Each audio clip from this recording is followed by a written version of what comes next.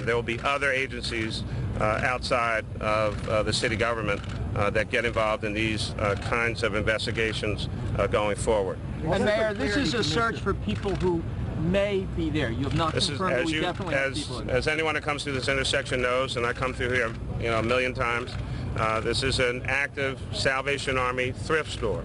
People come here to get clothes or other items, possibly other services.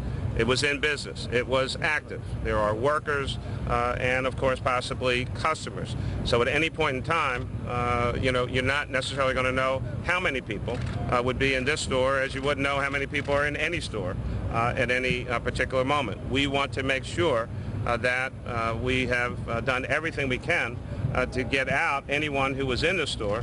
But all we can tell you is that 12 people have been transported.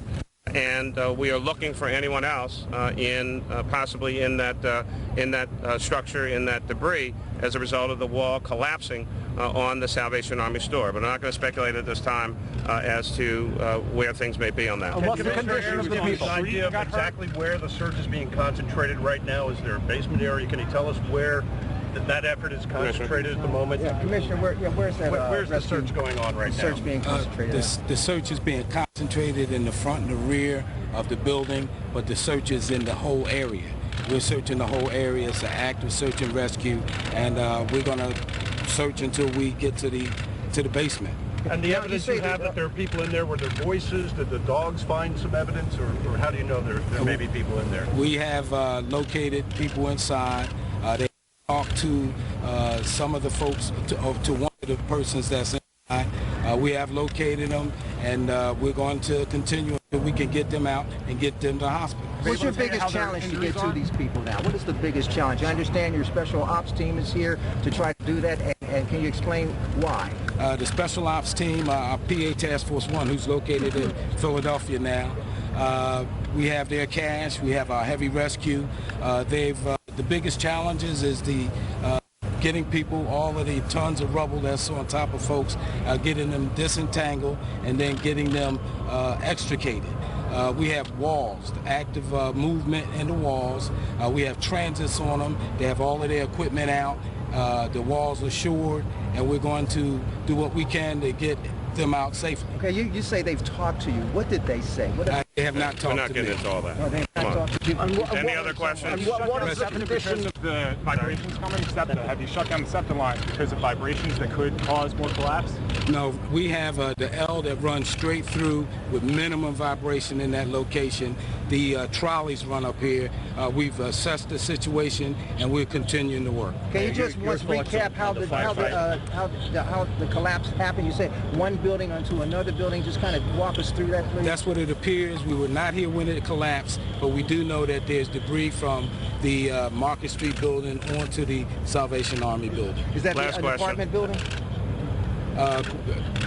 Well, it's the building that Commissioner Williams talked about. Does that also take down a portion of the buildings behind it? Is that also involved? No, it's the one building and the Salvation Army building where we're focused. How many people do you think you're still searching for at this point? I have no idea. We're not going to speculate on that. Last question. What's the condition of the 12 people who've been taken to hospital? They are technically code 3. Class 3. Class 3, Class rather, threes. sorry. That's a stable condition. Absolutely. They're in stable condition. They're minor injuries, all been transported, all awake, conscious, and talking. Okay. Thank you. That amount of debris on it's a miraculous situation. It's an incredible job. Okay, as we heard from Mayor Nutter and Commissioner Ayers, just giving us some of the particulars and some of the numbers from this building collapse at 22nd and Market Streets. Just to reiterate briefly, 12 people transported to 3 area hospitals, Jefferson, Hahnemann, University of Pennsylvania, and we'll have a live report from one of those hospitals coming up. But 12 people have been transported, considered Class 3, meaning their injuries minor and their conditions are stable. But 2 people, at least 2 people, are still being sought in this debris. At least 2 people who are efforts are continuing right now to rescue them from this scene of devastation. But as the mayor said, this is a delicate, dangerous operation that continues to unfold here as an army of fire units and police on the scene trying to find, again, at least 2 people who are buried somewhere in this in the rubble of this building. Two buildings that we now know of, one collapsing onto the other, the taller building next to the Salvation Army thrift store, 22nd and Market, collapsing onto the first story building next door, and that is what we're looking at right now as this situation unfolds, and we're looking from Chopper 6 HD as we've been doing throughout the morning, Sarah. An official saying really the difficulty here is this is an open operating thrift store, so at any given time there's no way to know exactly how many people were in there, so they're trying to account for everyone at this moment. They're trying to search this entire area. It sounds like not even just the thrift store area, but all the surrounding structures as well, to make sure that literally no stone goes unturned. Again, we've heard 12 people now, the confirmation, 12 people taken to area hospitals as what police and firefighters call Class 3. So that's minor injuries in stable condition. Let's go to Action News reporter Amy Buckman, who's at Jefferson University Hospital, where 5 of those victims of the collapse were transported. Amy, what can you tell us? Well, I've been in contact throughout the morning with the spokesperson for Jefferson University Hospital, and she does confirm that 5 of the 12 victims of the building collapse were taken here to the emergency room trauma center at Jefferson Hospital.